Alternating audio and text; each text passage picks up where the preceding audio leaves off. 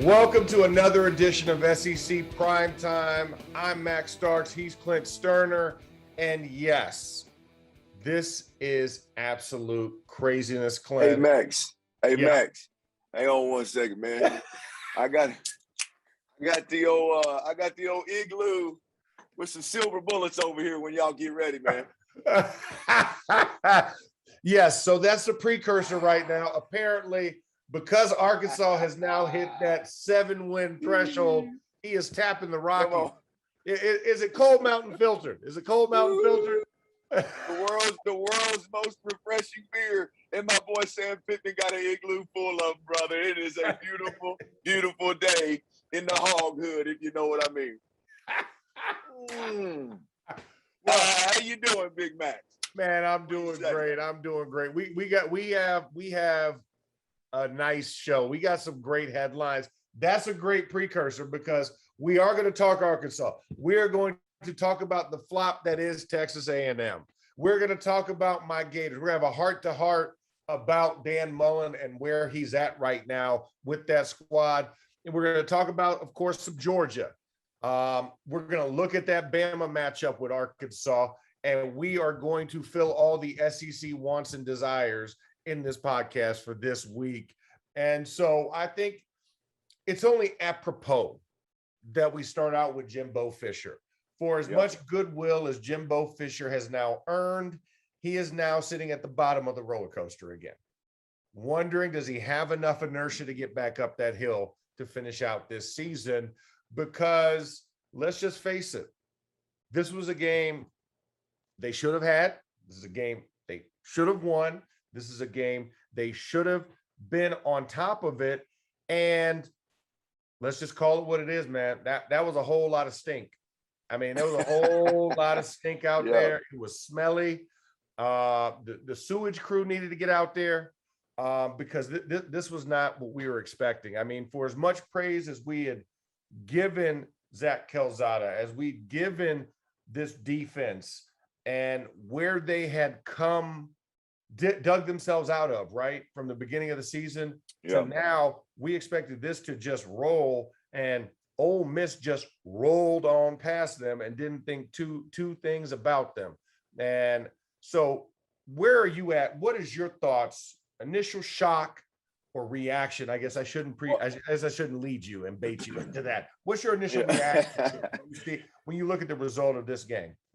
Well, look, I'm not shocked that Ole Miss beat A&M. I mean, Ole Miss is a really, really good football team. But the fact of the matter is, if you're an Aggie sitting here today, you got to be concerned about Jimbo Fisher and the direction of this program, because the truth of the matter is they'd already lost to Arkansas and Mississippi State this season. So that made the Ole Miss game damn near a must-win football game. And they didn't only lose that football game, they were completely overwhelmed by the tempo of Ole Miss's offense in the first half, which overwhelms a lot of people. But let's be honest, when we talk about Texas A&M, we're talking about Texas A&M in the conversation with Alabama and with Georgia, and typically with the Clemsons of the world, the OUs of the world, the Ohio States of the world. That's the expectations at A&M. And after you lose 2 early season games, you can say you were young and you had a quarterback get hurt. But here you go. You've matured. You've developed.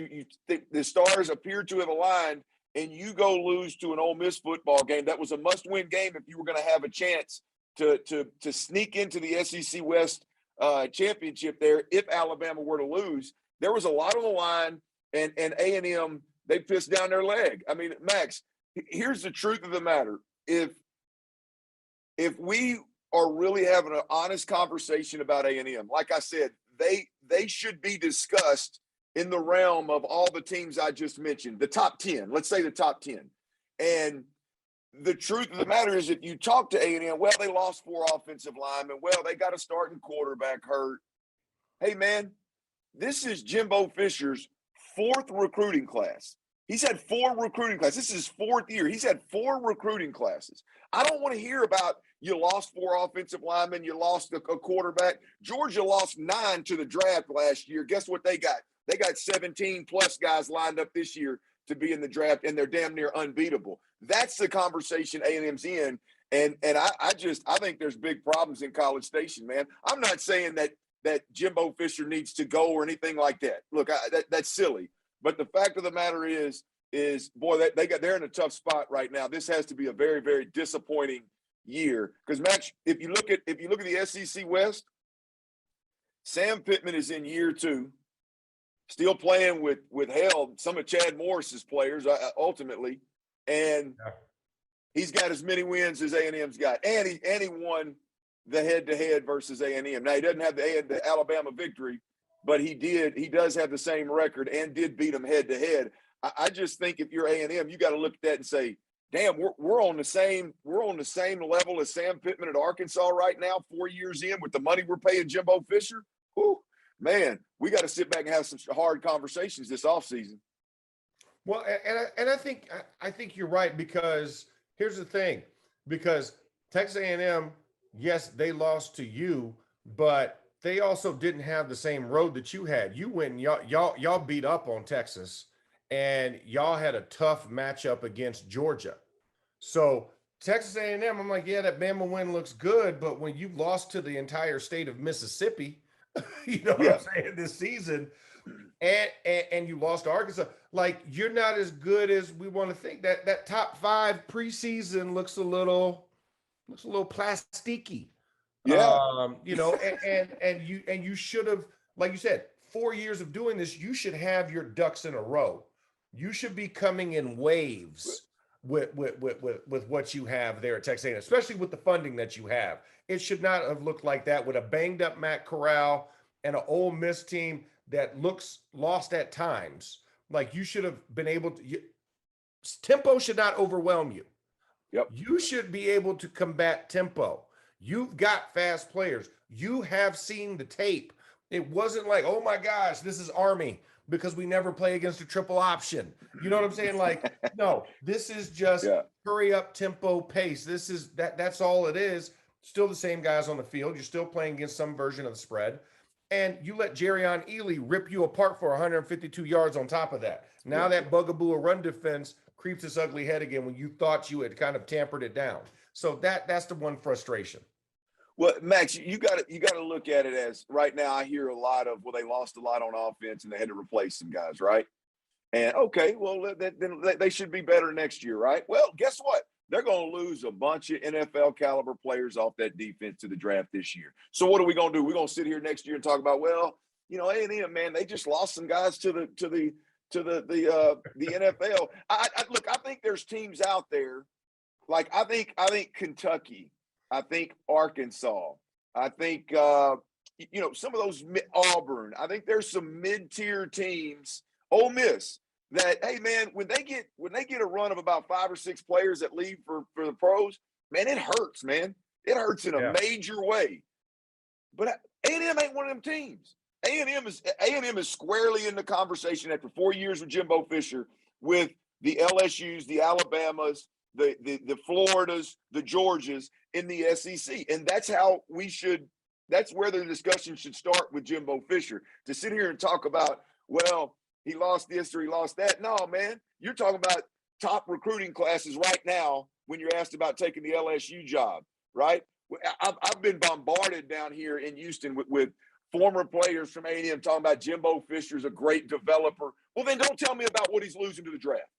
We're beyond that point. We're beyond that point, right? And so, look, again, I just think there is some – if you're an Aggie right now, man, you got to have some real serious, tough conversations with yourself and with your team about what's going on with Jimbo Fisher. You can't pay a man that kind of money and give him that kind of job security and then go out there and get you 7 or 8 dubs a year. That ain't what they're paying for, man. No, and to not have an SEC championship appearance and getting paid that much money. Like, at least make it to the game to where you have a shot and then get blown out. You know what I'm saying? But to not even make it to that dance, and we're relying on getting to a January 1 bowl is the mark of success, not for that dollar amount. I can tell you that, because like you said, Sam Pittman, listen, Sam Pittman's getting compensated this much, and guess what? He's going to be at a January 1 bowl at the rate he's going. You know, I think that's where we kind of have to look at it and say, it doesn't add up, because the cost of living in Texas ain't that much greater. It's not New York City.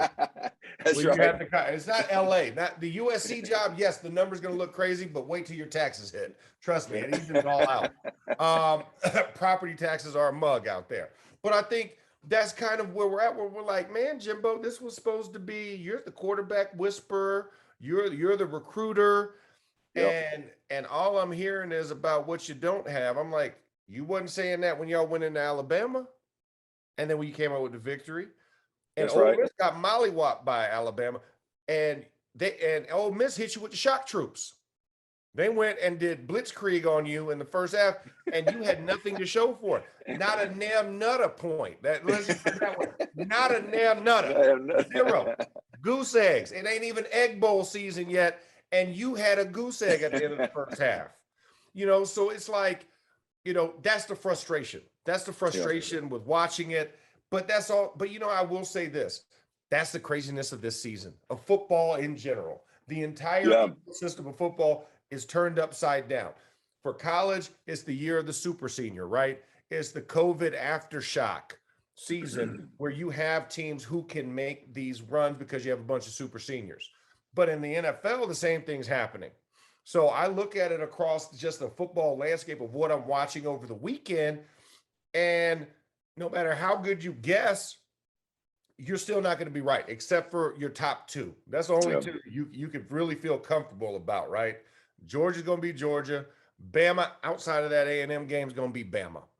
And it was a layup game. So I think when we look at it, it's going to be something I think we're going to continue to analyze going forward, because I think it's questioning, was there so much put on Haynes King to be that saving grace, and then Calzada kind of came in and changed what the trajectory was. But I didn't see anything from Haynes King when I watched him that was going to say that they were going to be so, astronomically better, exponentially better with him there versus Zach Calzada. So now I'm like, Jimbo, well, how did you recruit these guys? What did you see that made you say, I want to sign that kid? And then now that he doesn't perform to this level or what we expect it to be, that we're now putting this blame on him instead of focusing on the coach that's supposed to recruit, compliment that kid because what his skill set is. So it's one of those, I look at it and I'm like, we're just going to have to play that old wait and see game. I mean, they got Prairie View A&M, so that they'll get to feel better about themselves this week. But man, like you said, this was a must win because of the two losses you already sustained in the West. Now you put yourself squarely out of the conversation. You are a non-starter, a non-threat to the West. Now you're just praying that you can just stay in the top 25. So, and now a quick message from our sponsors over at BetterHelp. Is there something that's preventing you from achieving your goals or interfering with your happiness? Well, if there is, let me tell you guys about BetterHelp, professional help done securely online. Check out betterhelp.com/primetime. BetterHelp will assess your individual needs and match you with your own licensed professional therapist to allow you to connect in a safe and private online environment. It's so convenient, you could start communicating in less than 48 hours. BetterHelp is not a crisis line. It's an avenue to accessing professional therapy without having to sit in an uncomfortable waiting room. BetterHelp has licensed professionals who specialize in depression, stress, anxiety, as well as relationship and grief counseling. You can message your counselor at any time and get timely, thoughtful responses. Find the particular expertise you need online. Don't limit yourself to the counselors located near you, and do it in a manner that is more affordable than traditional offline counseling. Financial aid is available. So many people are using BetterHelp that they are recruiting additional counselors in all 50 states. I want you to start living a happier life today. As a listener, you'll get 10% off your first month by visiting betterhelp.com/primetime. Join over the 1 million people who have taken charge of their mental health. Again, that's BetterHelp, HELP.com/primetime today. It is what it is, but let's move on to sunnier things. Move on to the good stuff. Where's that Coors Light at, Clint? Show me that Coors Light. Come on, baby. Let's get that bullet. 7. Let's talk about these hogs. Let's talk about Arkansas. Let's talk about them.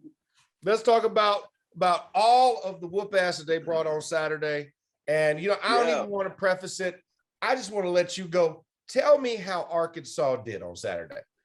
Well, look, it was a game where they proved they're a three-phase football team, man. I mean, they're a complementary three-phase football team because I'm going to be honest with you, man. Kendall Briles and this offense has had a lot of success this year. I tip my cap to them, one of the top rushing teams in the country.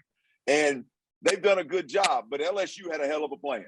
LSU had a hell of a plan. They changed their entire defensive scheme against Alabama the week before and had a lot of success. Well, guess what? They brought that same blitz-heavy approach to Arkansas. They were able to stop the run. They played defense sideline to sideline at an extremely high level. They tackled really well, all things that they haven't done all season long. And Arkansas was able to weather the storm because Barry Odom had his crew playing great, not good, but great defense. And Max, he had two dudes in the secondary make big-time plays, interceptions. They had 3 interceptions, and they were key plays in the game. They stopped drives. They stopped scoring opportunities. And Arkansas and KJ Jefferson was able to do just enough to get over the hump and get the W. But the third phase was absolutely huge. They had a fake punt, which almost gave them a chance to get in position to win the game. And then obviously they had their little kicker, Cam Little, who's a freshman, who's an absolute rock star in Fayetteville right now, hit a couple of field goals that were absolutely dead on. And man, he's one of the most valuable players on that football team this year. They're a three-phase football team, Max, and they're superstars, KJ Jefferson and Cam Little, and their defense as a whole stood up and played big in big-time moments, and they were able to get out of Tiger Stadium with a big-time victory. LSU's playing really good football right now, man. Somehow, some way, Orgeron, I don't even know why, but somehow, some way, Orgeron's turned them around with that blitz-heavy defense, and them Razorbacks went down there and had it was a hard-fought ball game, and they won it at the end. But when your three phases are complementary and your superstars play big in big-time moments, then you win tight ball games in this middle of the pack SEC right now, and Arkansas was able to do it. Yeah, and I just want to talk about the only touchdown scored in that game came by the Arkansas Razorbacks. That was KJ Jefferson hitting Johnson for that beautiful, what was it, 40-something, 43, 45 yarder? Yeah, when it was tutty. Yep. That's the grit, right? Because the other thing I love, and this is always, as a lineman, this gets me excited, that time of possession. When I see that 30 plus, and I see more than about a 5-minute differential in that spread, when your boys had the ball for was 37 minutes, that makes me happy, because you know what? That's called ball possessing. That's ball hogging at its finest. And no matter how good your team is, you can't get a way to have an opportunity to score unless you're like at Ole Miss, right? Unless you're running a million plays a minute, at Chip Kelly type of up-tempo speed, you can't combat that. And Sam Pittman, this team emulates an offensive lineman's ethos, right? We are going to out-physical you. We're going to be tough. We are going to be tougher than leather for this entire bout. That's trying to hold together some overalls, right? You know what I'm saying? Like, we are hold on for dear life. But I think that's also right. It came in all three phases. It wasn't like one had to do so much. Everybody played together, and everybody came together to make that wall and say we weren't going to be denied. For a LSU team that's kicking, clawing, and scratching, that says we're not going to just lay down because our coach is gone, because the season seems seemingly lost. All of the distractions that came from last year that leaked over to this year, everybody left. No, dang it, we're the LSU Tigers. We got pride. And I thought they played with a lot of pride in that game as well. But Arkansas went, gutted it out. They showed that they were the better team. We knew they were the better team, and they got the W that they needed to get, unlike Texas A&M. That's right, Max. One more, Dick. I don't have a Coors Light. I just got a little cup of water. I'll get the bullet for you. I'll cheers to you. There we go. But look, I thought when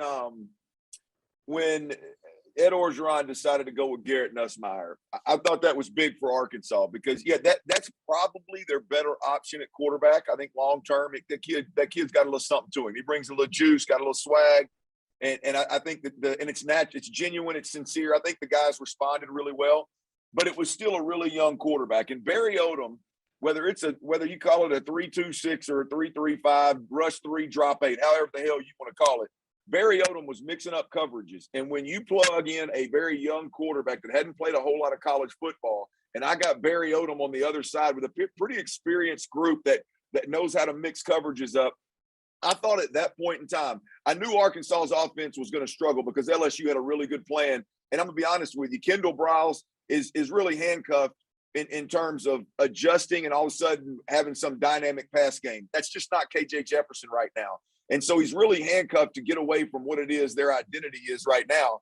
And Garrett Nussmeier getting in the game for LSU, I thought, okay, now you're going to have a chance to get some turnovers.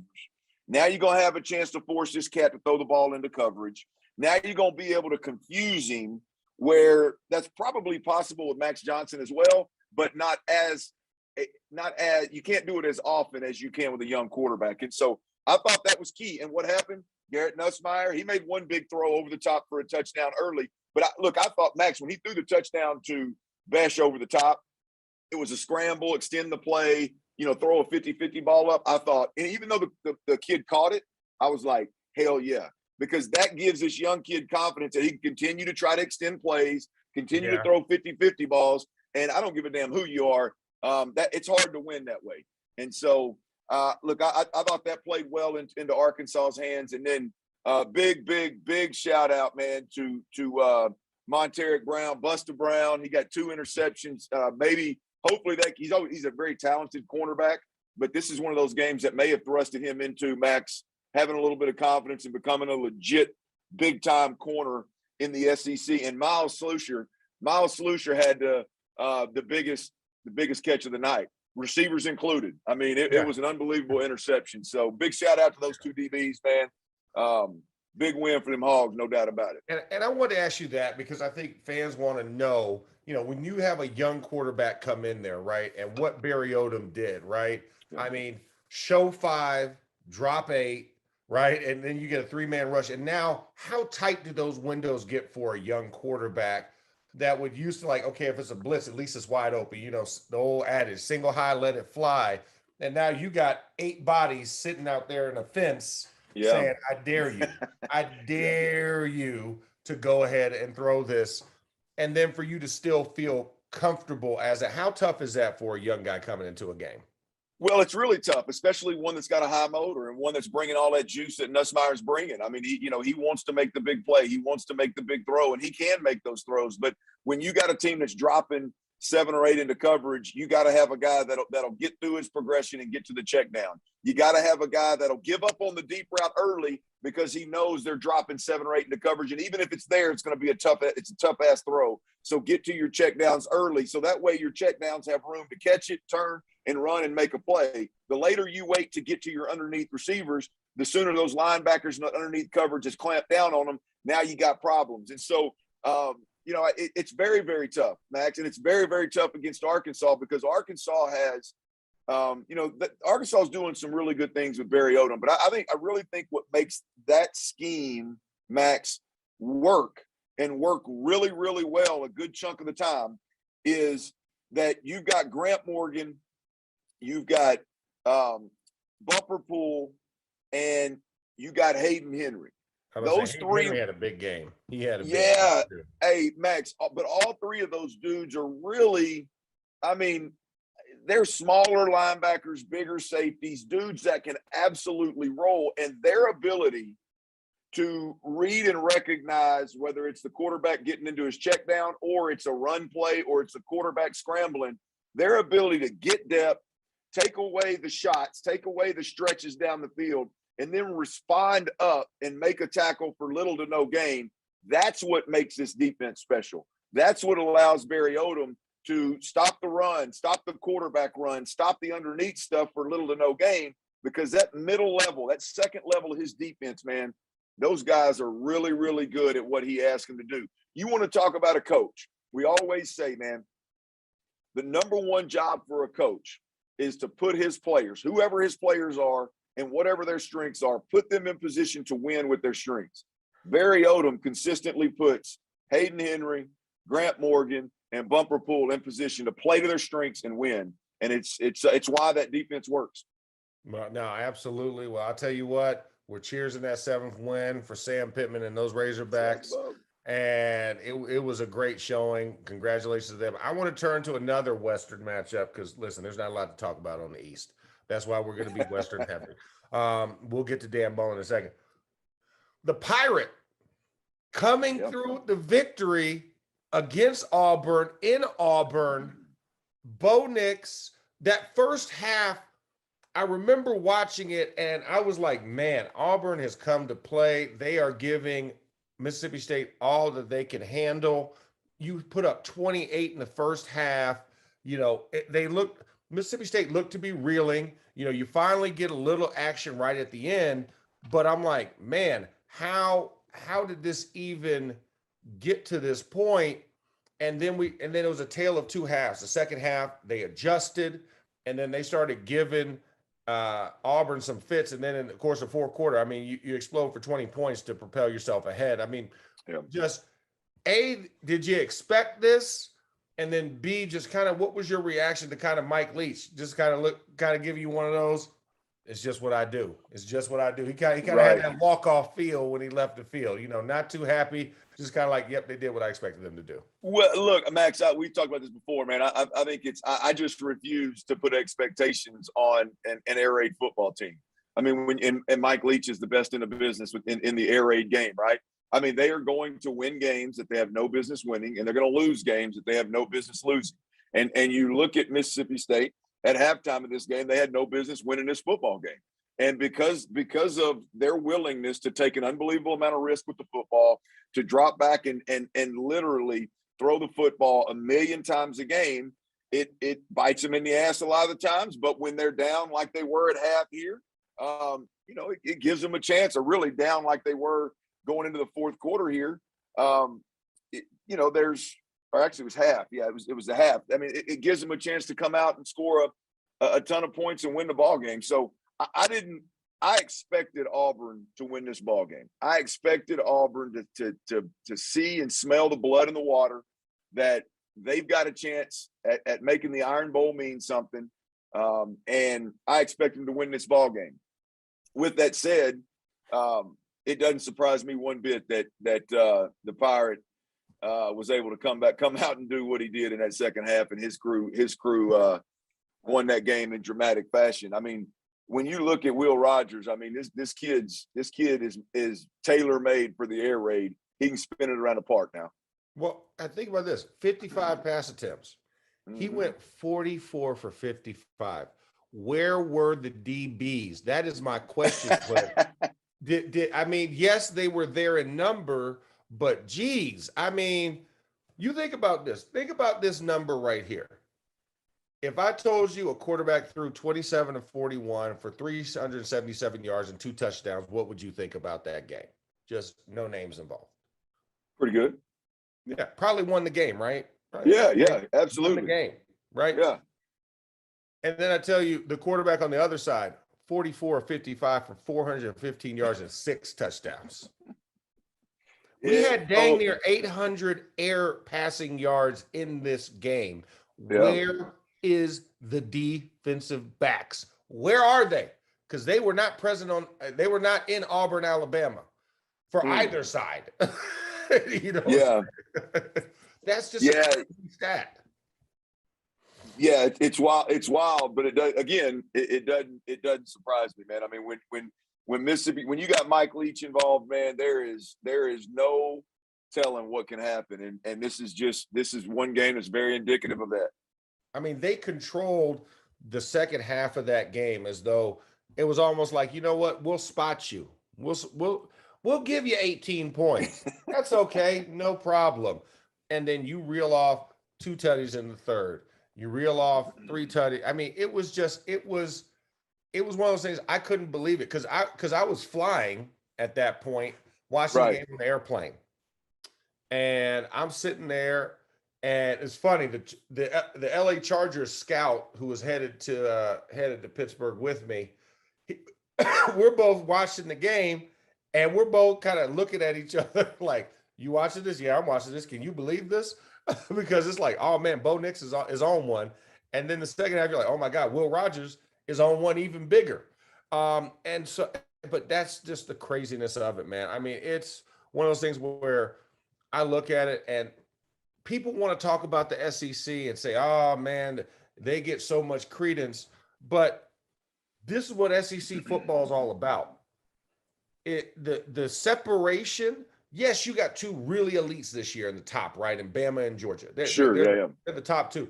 But that 3 through 10 group can go dominate another conference. Agreed. Like they can go to the Pac-12 and absolutely start kicking people in the face. They can go to the Big 12 and kick some people in the face, and they could even compete in the ACC. Pretty darn tough, if not be the best there. The only other place I question is maybe the Big 10. Just as a different brand, a little bit tougher. That's probably the closer one.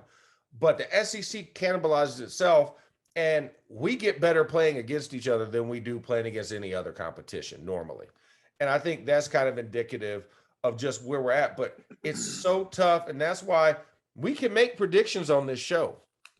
But predictions mean nothing because, like you said, you can pull a rabbit out of the hat, or you can pull a parrot out of a pirate hat, I guess, when you're talking about my but, you know, I think that's kind of the coolness of it is that, yeah, I might be wrong, and we might be wrong on our guesses, but guess what? We're always right because you're going to be entertained to a really good game one way or another. I think that's right. What you get when you pair SEC up competition.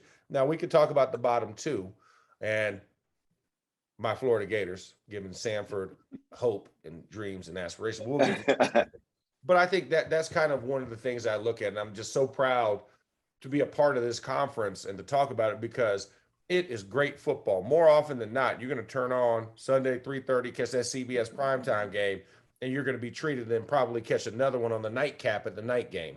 So I think that's just kind of one of the cool things. So to all those non-SECers and SEC haters, listen, until you can show us stuff like this, until you can show us a coach who's been fired, who's still coaching lame duck, had a bunch of opt-outs, got a bunch of things going on at that university, and still get those boys to come out and play tough week in and week out against some of the best in the country, then come holler at me. Because I've seen what USC does.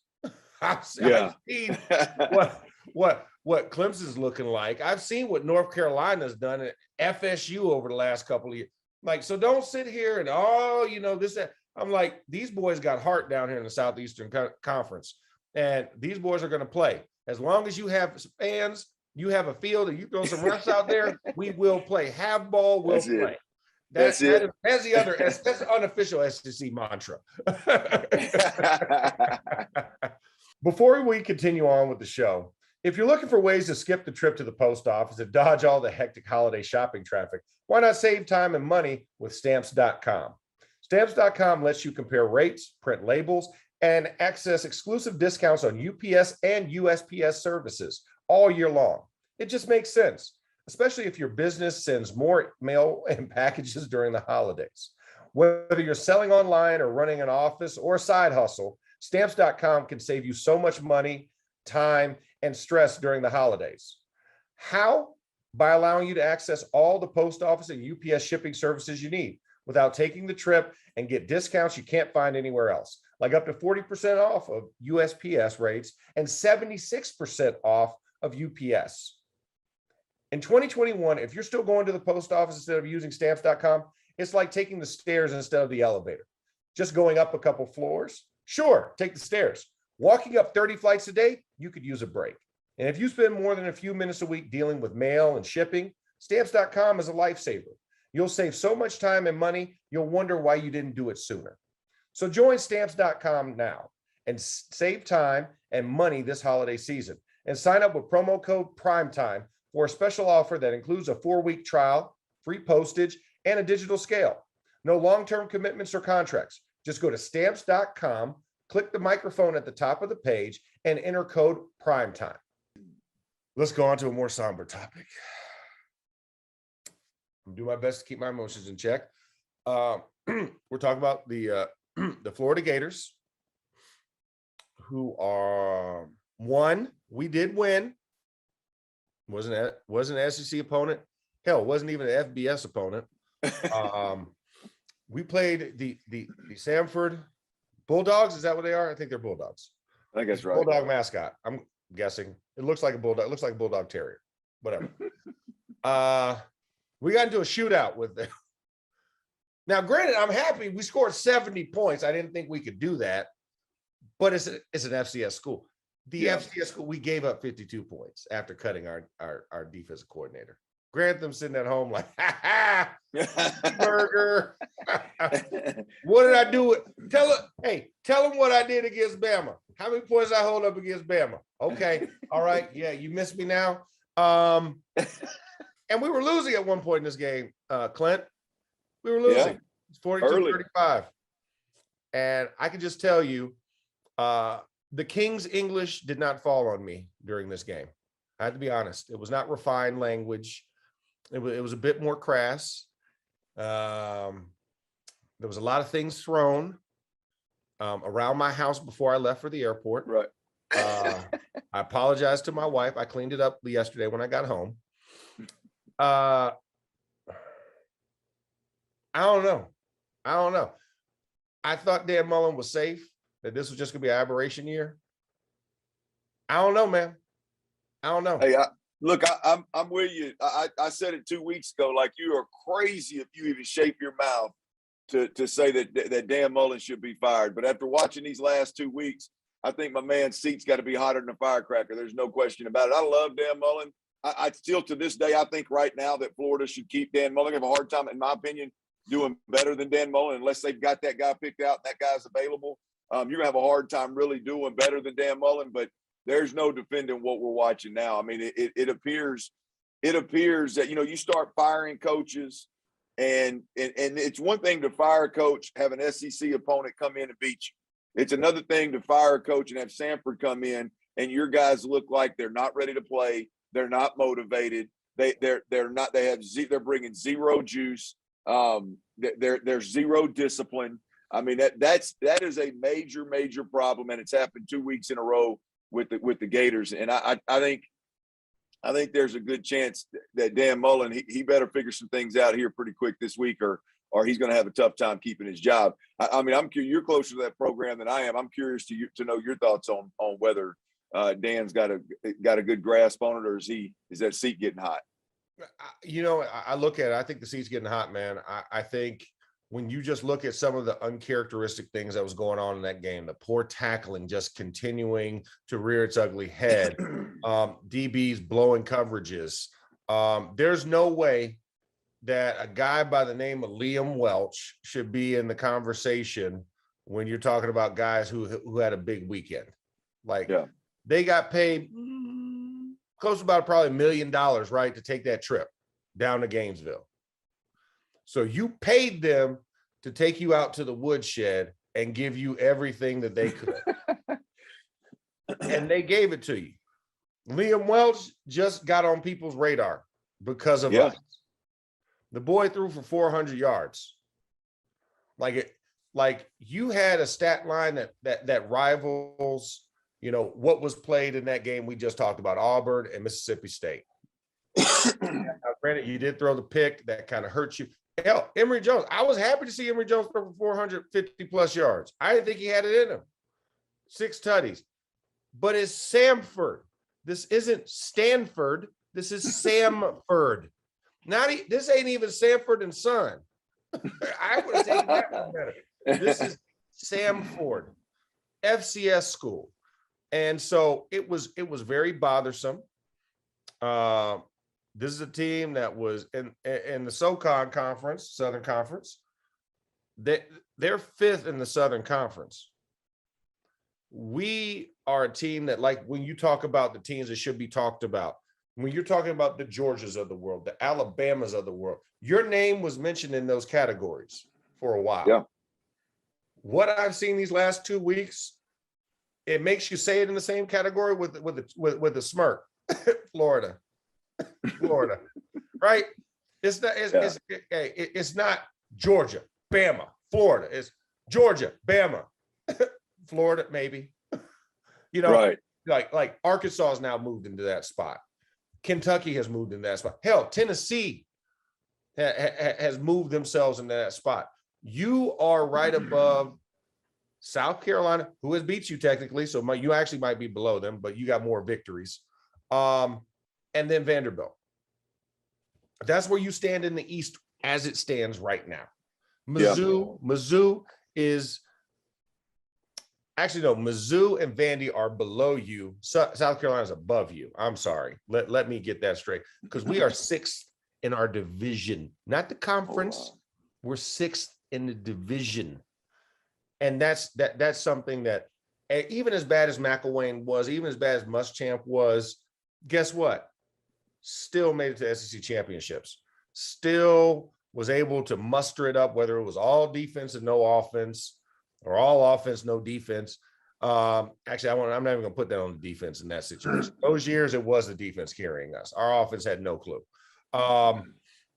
It's frustrating to see that. As a proud Gator, like, I'm still going to root for my boys, but it's tough to see it and to know that there is something missing there. And I just wonder, on campus, is that something where it's going to be, the rumors and the murmurs get louder and louder to where you do force a situation out? Because we know it's firing season.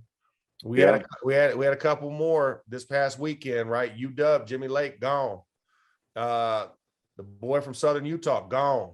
So people are already starting to pole position themselves for a hot and heavy interview season coming up. So I think it's tough for me to say that it's not. I mean, you got 2 more games left to prove us that you could at least get to 7 wins and finish out this season at 7-5. But 7-5 is a huge disappointment, especially where we started at and how well we played at points in this year. It's very frustrating, and I that's why I said I started this segment out. I don't know. It's crazy how, as you're talking, how similar it is to the A&M situation. I mean, I think their season has been worse, but they didn't have the expectations that Texas A&M had coming in. But it's crazy to think, like, those coaches have have disappointed, given that they're in year 4. It didn't Mullen in year 4, is he 3? Year 4, yeah. But you've got your recruiting class in there, and I do think there's a little bit of, hey man, you lost Kyle Pitts, you lost Kyle Trask, you lost Tony. Tony. You lost a lot of really, really good players. So we can see a little bit of a slide, but not this kind of slide. Not a South Carolina slide. I'll take it. I'll take every other loss, but that South Carolina one, I can't justify. I can take the Kentucky loss easy. Yeah, like, that's a good squad. Mark Stoops' team is disciplined. They know who they are. They don't play out of pocket. They're not going to beat themselves. Right. I get that, but we saw warning signs with the USF game. And we're like, oh, Anthony Richardson is going to be the difference. But then you show up to Georgia, mollywop. I get it. Georgia is an absolute beast, and we'll talk about that in a second. But once we get to South Carolina, kill yourself, right? Yeah. But then you follow it up with this, where, yes, 120 points were scored in this game. But the problem is Florida didn't score 100. Right. They scored 70 of the 120, and the other team had 50. 52 to be exact. That's gonna have a problem. Yeah, I mean, the Florida situation is significantly worse, obviously, but there are some parallels to what's going on at A&M from a standpoint of offensive-minded coaches that are well respected, that lost some a lot of talent, and at this point in time are I think not reaching or exceeding expectations. Now, again, Mullen is obviously, he stooped to a new low with the South Carolina and this loss, and then this last week versus Samford. But similar conversations, I think, in the standpoint, not necessarily the hot seat conversation, but of what the hell's going on. How can Florida slip that far, and how can A&M slide to a 3-loss team and win 7 ball games when the expectations were so high? I think there's a similar conversation there to be had. Yeah, no, definitely. Well, I'm going to stop beating that dead horse, and we'll move on to the last topic of the show here. Before we move on to our last topic, let me tell you guys a little bit about our partners over at Bet Rivers Sportsbook. If you haven't signed up with BetRivers yet, now's the time because they're offering a $250 match bonus for your first deposit. But what sets them apart is that they require just one playthrough to turn your bonus into cash money. With their new Rush Pay instant approval, withdrawing your winnings is safer, more secure, and more reliable. With football season well underway, get in on the action by going to betrivers.com today or by downloading the BetRivers iOS app. Must be 21 years or old. Gambling problem? Call 1-800-GAMBLER. Georgia. I'm very close to just saying that Georgia this year in the snapshot 1 year should go ahead and move to the AFC South. I think the Houston Texans should just go ahead and move down to the SEC right now. Yeah. And Georgia should go ahead and take their spot in the AFC South. They're close to Jacksonville. It's not a bad commute. I think they would probably be better suited. I mean, when you look at Georgia, I mean, who in the world would have thought that Georgia would be this dominating, that they'd be this compelling, this suffocating to anybody that they played? And I do have a question. Do you think they could beat Houston right now? Do you think they could? I don't think they could beat them, but I think they could compete with them. I'll be honest with you. I know that there's a lot of people out there, and I'm serious, it's a heart attack with this too. There's a lot of people out there that anytime the conversation of the best college team in college football, could they compete with the worst NFL football team that particular year? I know the conversation used to be the Alabama Crimson Tide and the Cincinnati Bengals and the Miami Hurricane back in the day when they had all them monsters on that team, and the Cincinnati Bengals when they were really bad. Now the conversation to me has shifted. Georgia and the Houston Texans, and I honestly believe that they could compete with the Houston Texans. I've seen, number one, there's obviously a talent gap between Georgia and an NFL franchise. I understand that. There's no question about it. There's a talent gap. But I think there's a conversation there to be had that talent gap is not as significant as it is as one might think. And I think there's a conversation there that talent gap is not going to overcome the fact that we're in week 10 and David Culley down here with the Houston Texans is still talking about penalties and turnovers when his team can't do anything right. I mean, they can't manage it. Max, they called a timeout on 3rd and 13 from their own 4. They called a timeout to save 2 yards. I mean, it was unbelievable. I mean, stuff like that. Max, David Culley, it was 3rd and like 12 or 14 or something. They had like a completion that they were still 2 yards short of the first down marker, right?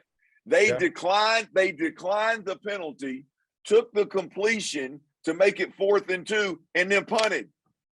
I mean, like it's stuff like that. Like these guys down here are so poorly coached, man. And I mean, it is unbelievably bad from a culture standpoint, from a details of the game standpoint, from a game management standpoint in Houston. So I just think that Georgia doesn't have a turnover problem. They don't have a penalty problem. They don't have a defensive line stay in your gap problem, right? I think they are a much more well-coached football team. And I think that would make up enough of that talent gap to give them a chance to compete. So, yeah, I think Georgia could compete with the Houston Texans right now. Where do you sit? Where do you sit, Max, on the best college football team any given year and the worst NFL team any given year, and those two guys being on the same field together? Where do you sit on those? I would say 14 points. I give it a 2-touchdown difference in the game. I think if you spotted the best college team 14 points against the worst NFL team, we've got a dogfight. We've got a line. That's just how I believe that's what it is. Just because there's age and experience, you're talking about the top 1.5% of players being culminated in the NFL. So those guys will intimidate even your best elite freshman at some point if he's staring across from an NFL DB. So I give it a 2-touchdown differential at best. But I think if you do spot him 14, you're in for a hell of a fight. hey, Max, I read yesterday, man, where get this. Georgia lost 9 players last year to the draft. Yeah. They're sitting right now with 17 players possibly getting drafted this year. 17. And we know some of them boys at the top are big boys now. So they're game changers. And so when I look across the board and I go, okay, there's 22 starters on a team, and these cats are looking at 17 potential players drafted. This ain't your everyday run-of-the-mill college football team that happens to be number one in the country. These are different animals. And by the way, the kicker's one of them, so we can take him off the list and make it 16. JT Daniels is one of them, so we can take him off the list because he's not starting and give him 15. So 15 of 22 are players that will likely be drafted this year. You still got a different monster at Georgia. I just think there's a real possibility that the Kirby Smart factor could close that gap significantly. Yeah, no, and think about this.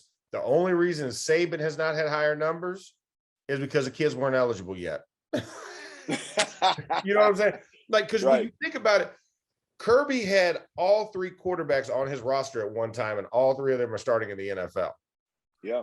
But they were in successive years. So, I mean, that would skew his numbers even more. If all of them got drafted at the same time, he would probably have similar numbers.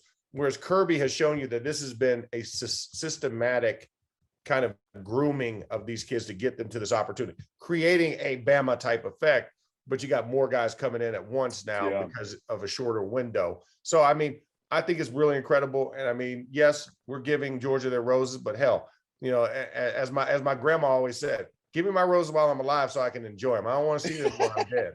You know what I'm saying? That's right.